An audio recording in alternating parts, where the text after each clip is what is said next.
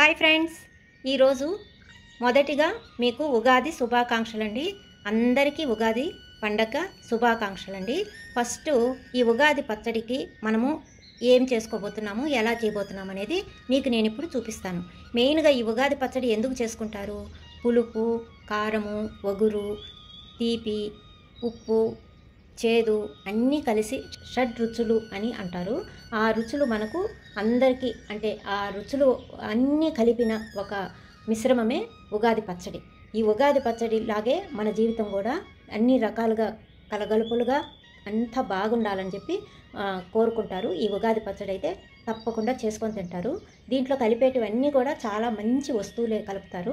ఇప్పుడు ఏమేమి కలిపి దీన్ని చేస్తాము, ఇది ఎప్పుడు తినాలి అనేది కూడా మీకు ఇప్పుడు నేను చెప్తాను. ఫస్ట్ మనము స్నానపానాలన్నీ ముగించుకొని తర్వాత ఈ ఉగాది పచ్చడిని అయితే రెడీ చేయాలండి. ఈ ఉగాది పచ్చడి రెడీ చేసిన తర్వాత మనము దేవుడికి పెట్టుకొని ఆయనకి ఒక పాయసమో వడో పొంగలో ఏదో ఒకటి ప్రసాదం అయితే పెట్టుకోవాలా.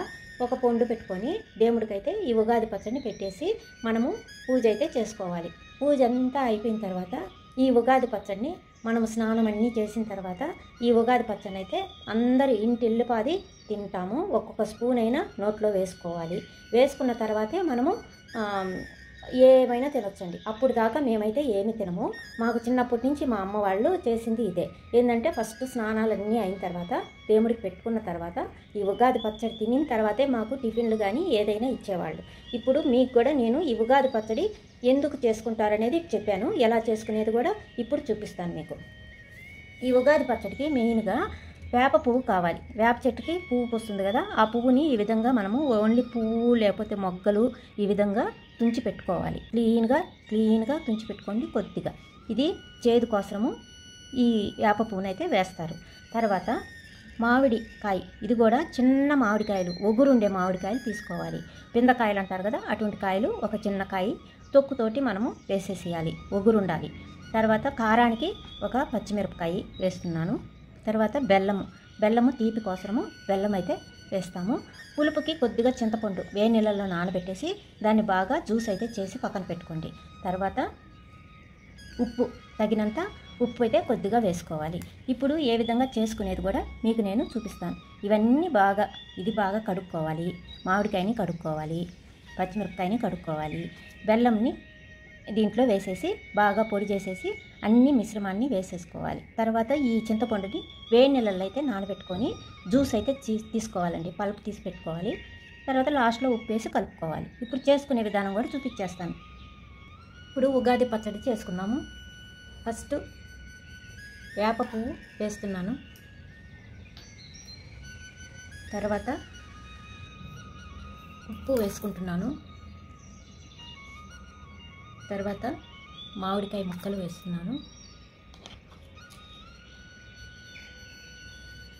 తర్వాత పచ్చిమిరపకాయలు,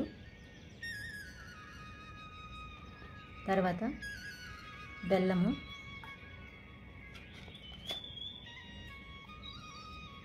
ఈ విధంగా మెత్తగా పొడి చేసేసి వేసేసుకోండి. తర్వాత ఈ చింతపండు పులుసుని పోసుకోవాలి. ఇప్పుడు బాగా అంతా కలిపేసుకున్నాము. ఈ విధంగా మనము ఉగాది పచ్చడి అయితే రెడీ చేసేసుకున్నాము. ఇది దేవుడికి పెట్టుకొని అందరూ తలా ఒక్కొక్క స్పూన్ కానీ తిన్నారంటే ఆరోగ్యానికి కానీ అన్నిటికీ మంచిదని చెప్తారు. ఈ షడ్రుచులు కలిసిన ఈ మిశ్రమాన్ని ప్రతి ఒక్కరూ ఈ ఉగాది రోజు చేసుకొని తింటారండి. మేమైతే ఈ విధంగానే తింటాము.